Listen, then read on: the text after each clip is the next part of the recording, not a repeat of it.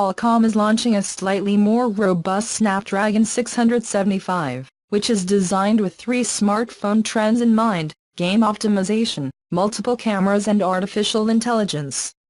Improved features including facial unlocking.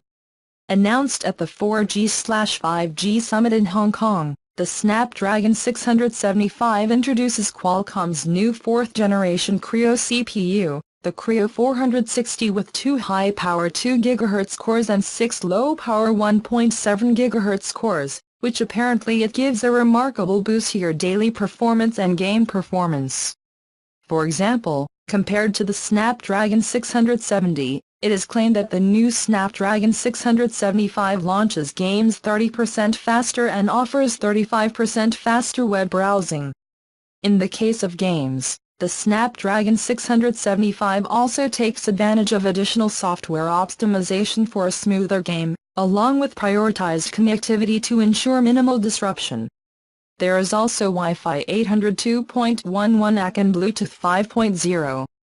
If all goes well, the first commercial devices that carry this set of Snapdragon 675 chips will appear in the first quarter of 2019, which will be soon. Manufacturers will definitely want to do it before any of these trends disappear.